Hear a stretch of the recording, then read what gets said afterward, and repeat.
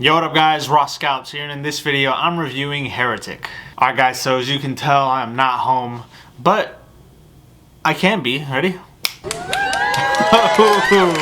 Oh.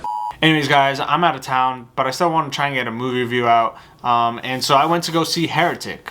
And this movie is really about like two Mormon girls, and what they do is they go, door to door trying to convert people or get people, baptized to their faith. And so they go around door to door doing that. But as they're doing that, they get to a man's house and they miss to read. And through some smooth talk, they get tricked into going inside. And from there, it's just a game of cat and mouse. Alright, so let me just give you a quick rundown. The director of this movie is, there's actually two, but one is Scott Beck and Brian Woods. And for the actors in here, you have Oompa Loompa, Hugh Grant, Sophie Thatcher, Chloe East, and Topher Grace. And let me tell you, at first, I didn't realize it was Topher Grace. As time went on, more scenes of him, I was like, wait a minute. That's Brock. He literally went from praying in a church in Spider-Man 3 to becoming a father at a Mormon church. What an arc.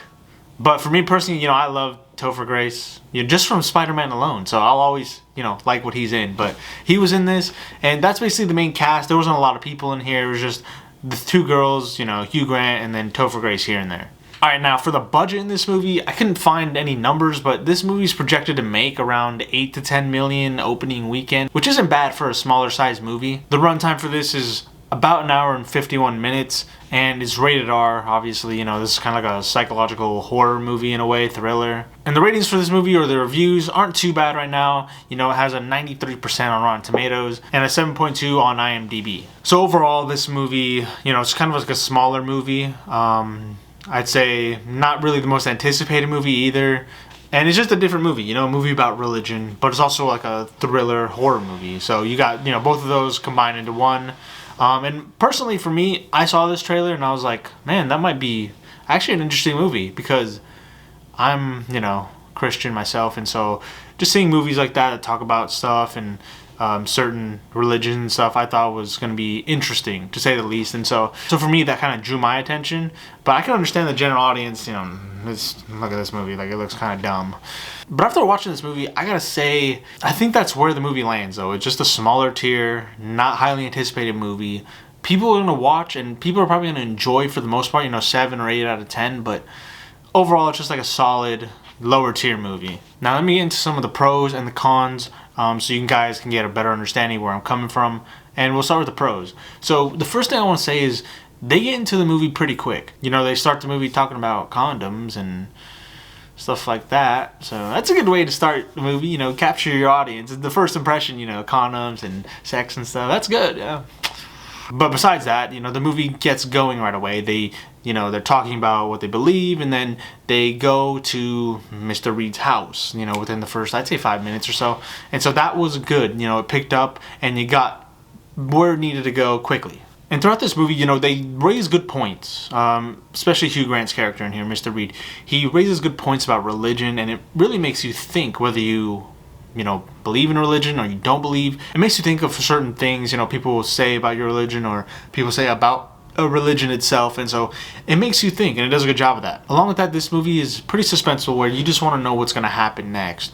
And that plays along with Hugh Grant's character. Like, he does such a good job of selling you that he's this like genuinely nice guy, and he keeps that same attitude or personality throughout the movie, but he just becomes more like psychologically scary or horrifying. So this movie does a good job keeping you suspensed, and it just overall, like, you just want to know what happens. And there's scenes in here where the girls start piecing things together, and then when they're doing that, you're like, oh dang, man, like, now what? Like, where does this lead to? And I'd say even if you don't like religious movies at all, this isn't really forcing one thing, I'd say, down your throat or another. Yes, I feel like they're leaning one way, but it's not like they're telling you it's wrong, and then it's not like they're telling you it's right. So I feel like if you don't like religion or you don't care about it, you can still come out of this enjoying it. And besides the story, like I said, the characters and the religious aspect of this, I say the main thing about this movie was the characters. Hugh Grant, obviously, he does a good job playing this psychological killer or crazy man. I don't know what you call him, but he does a good job of playing that role, where he's just super friendly, but he makes you think about what you believe and what they believe in the movie. And he just does a good job overall. Like when he's talking and stuff, you just listen, and his facial expressions and just the way he's doing things sneakily, like he did a great job. And not to mention Sophie Thatcher. She was great as well. You know, at first these two girls, Sophie and Chloe East, they are kind of innocent, naive, and shy. Obviously, you know, they're going door to door and it's kind of, you know, awkward. And so they're pretty shy towards the beginning, but as the movie goes on and they start piecing things together, and then he starts hammering their beliefs, and then Sophie, you know, her arc was good in here too, but she, you know, goes back at him and rebuttals what he's saying. And so they all have a good arcs. And you know, Sophie, she starts off with this kind of shy and maybe even like a troubled past. You know, she had like a troubled past stuff in the that she's doing that she, you know, ashamed of, and she's not really, maybe she's not truly sure what she believes, but she does a good job. Her arc in here is great. And even Chloe East, you know, I feel like both of them have their time to shine in here. And so all three of their performances were good, and overall that's what I'd say the best part about this movie was just their performances and the story itself. Alright, so now let me go into some of the cons. And for me personally, I think the story and the movie itself kind of started to drag. It was maybe about like halfway or a little over halfway, 2/3 of the movie in, it kind of starts to slow down in my opinion. You're more of wondering, what are they gonna do now? Instead of like you're on the edge of your seat, like waiting to see, you're kind of just like, okay, now what? In my opinion, you know, they get to a point, and from there, I mean, I don't know. I feel like the movie kind of slowed down a little bit, and that was more of like the middle or 2/3 of the movie. And then I think the girls, like with a lot of movies, there's no like fight or flight in them. Like they don't have any fight or flight. Like they can't read the room. I don't know. There were just choices in here that were made that they could have made earlier. Should have done this. Should have done that.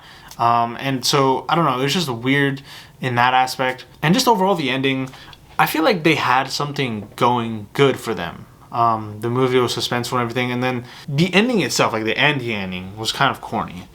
In a way. And so I don't know. You could say that. Was it satisfying?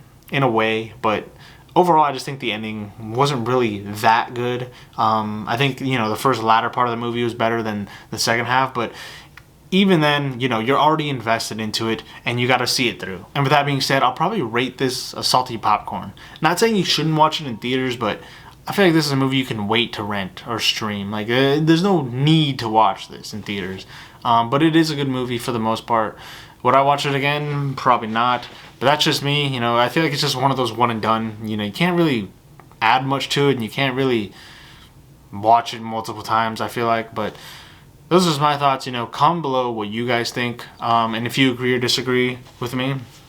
And yeah, I just thank you guys for watching till the end. You know, sorry this background's dumb, but I'll be back soon enough. And so with that being said, thank you guys for watching till the end. Comment your thoughts below. I'd be curious to see, you know, what you found and thought about the movie. And so yeah, I'll see you guys on the next one.